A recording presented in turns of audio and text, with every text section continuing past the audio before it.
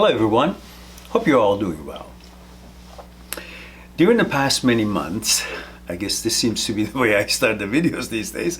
During the past many months, we've had many discussions on live streams and individual videos that I have produced for you discussing OCD, HOCD, all other subsets of OCD, what their roots are and where OCD comes from, where this disorder stems from.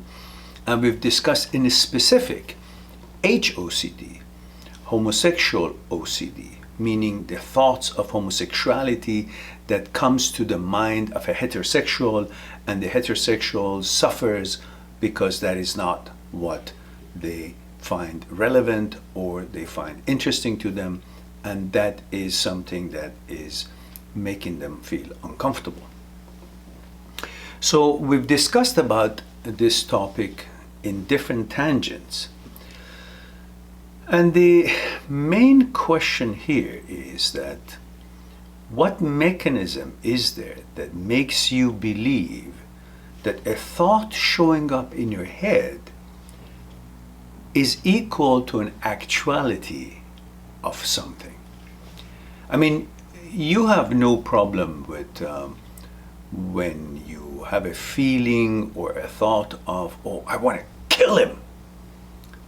Or there's a certain circumstance, something that is unjust in the world, and something that is so terrible to the health of the world or well-being of the world, and you utter, I want to kill him. But when you say that, you don't end up feeling that you're a killer, or that you actually have become a killer or could become a killer just because a thought or emotion of killing or destroying or destruction came to mind and you uttered it or you thought of it. So in other words, in all other circumstances, a thought of a suggestion or image or thought of a suggestion is not anything credible to you to bring you to the belief of that you are what you thought of, or you are what a popped up thought suggested. You don't find that to be credible or in any way, shape, or form possible to turn you in what a thought suggested. But when it comes to your sexuality, you're bamboozled by it. But it's the same process. Both are thoughts. Thought of destruction, thought of killing someone, thought of even killing yourself has come up. I want to kill myself. The situation is so bad, that so disruptive to you that you have such thought. Oh, but that didn't make you to actually do the terrible thing of committing suicide or killing yourself, or the horrible thing of actually killing someone that you uttered out of anger or emotion or dissatisfaction, or for whatever reason the thought of such action popped up in the head. It never became materialized, and you never became that what the thought suggested. But when it comes to sexuality of yours, you go nuts and you actually somehow get duped into thinking or believing that such suggestion having come and popped up into your mind as a thought could be an instrument to have a transition from whatever gender you are to another gender. Suddenly this seems to be something that would occupy your mind, and you become anxious about it and fearful about it and ponder on it and data hunt it and debate with it, and it occupies your mind as an intrusive thought, which it is. But yet other intrusive thoughts of what we exampled, out of anger or dissatisfaction, you want to kill someone, you are not worried, or you will not believe that that thought would make you become a killer. or a murderer, or you would ever act on it, and therefore it just simply doesn't become an issue in your mind, while a thought of sexuality, of something that is other than what you actually have always been and what your gender is as you've been born and you've been created, it occupies your mind as if it can possibly become something because a thought showed up. Why is that? I think it will help us if we actually go through understanding of what we are and how the relationship of thought, belief, and actuality of what we are could be interpreted or could be understood clearly. So, my purpose is to focus on you understanding how illogical this whole intrusive thoughts popping up in the head is, in the way of actually thinking it, a thought can have credibility. In my video number 11, I believe, I've discussed, does thought have credibility? In the intrusive, transient, OCD, HOCD negative thought playlist, you can find this video number 11, talks about consciousness, thoughts, where thoughts come from, and so on, and its credibility. Here, we want to have it discussed in a different angle, and hopefully you will come to understanding that when you understand this whole concept of actuality and thought, then perhaps you will understand that such intrusive thoughts have no credibility whatsoever, and you shouldn't mix up a thought and actuality and put them in the same level, because they actually totally have no relevancy when it comes to the actuality of life, and in specific who we are, what we are, how we are put together, and what can or cannot have any effect on us, which thought is the one we were talking about. So let's figure out, who are we? Well, we are the past. Past is a memory.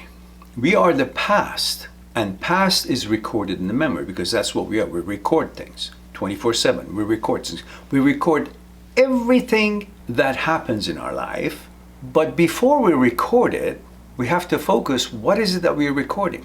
We only record, our system only records actions. Actualities are recorded. Events are recorded. What is recorded in our memory must have been an action before it can be recorded in the memory, and then that memory, as the result of registration of actions into the memory, that forms us as a human being. We are the past. Memory is the past. We are the past. And memory is accumulation and registration of recorded actions, not recorded thoughts. And we are the past. Therefore, memory is the past, therefore we are the memory. And memory is accumulation of registrations of the recorded actions. So we are recorded actions. So we are past actions. Unless a thought has become an action, it cannot be recorded. And we are the past, and the past is recorded in the memory. We are the memory, therefore we are actions of the past, not thoughts of the past, because no thought is recorded if it has not been turned into action. And therefore memory is the past, therefore memory is accumulation of actions of the past. And we are the past. So we are accumulations of the recordings of the actions of the past. Therefore, we are the past. But we are never thoughts, because thoughts have no actuality, and we are actual human beings. We are made of actuality, not out of thoughts that have never become an action, and hence they have never been recorded. We don't record thoughts. That's why often we say, oh, I forgot what I wanted to say. Because thoughts that pop up, we don't record. We may remember what we were going to say or what we were thinking, but we don't record thoughts. That's why we often forget what was it that I was thinking. Because our mechanism records actions, records thoughts that have had roots in action. Pop-up thoughts, intrusive thoughts, have no roots in action. And action is what's recorded. Therefore, memory is the recorded actions, and actions happen in the past. So memory is recorded actions of the past. We are the past. We are the actions. We are never recorded thoughts. Because thoughts have no actuality, and we have actuality. Therefore, we can be made out of the fragments of the actualities, meaning actions that has happened, has to have happened before, and has to have happened through our lives, and therefore that is recorded, and then we are the past, we are the memory, and memory is the past. Therefore, we become what actions have been taking place in the past, and then that is what we are. We are the past, and the past is actions. So when an intrusive thought shows up in your head and you start believing it, where is the roots of this actuality? That intrusive thought has never been registered as action to be recorded, to create and to become fragment of us. So on what basis is it that when an intrusive thought shows up in your head, you actually get bamboozled that it could be me? How could it? You know that you have actuality, and the only thing that you're made out of is actualities, and the only thing that can have actuality in this sense is actions that has been recorded. A thought that has had its roots in action, meaning a thought that has had the opportunity to turn into action, and that action has been recorded as the memory, and then you are the memory, you are the past. But a thought that pops up, intrusive thoughts or otherwise, that has never had the chance to be registered as an action, it's got no credibility because it has no actuality. A thought that has never turned into actuality cannot be recorded as being part of your past. And we are the past. But thought cannot be part of the past because it has not been turned into action to become actuality and to be recorded as part of the fragments of the past, which would shape us. So thought can never have any part of us, or can never shape any part of us, when it has not had a history in action. So when an intrusive thought shows up, it's an image, suggestion that has no actuality. And if it has no actuality, it's not recorded. If it's not recorded, it's not part of the past. If it's not part of the past, you're the past, then it's not part of you. It can never be part of you. So if you understand this concept, then you understand that all these intrusive thoughts that pop up, they are no different than the thought that you think, oh, I want to kill him.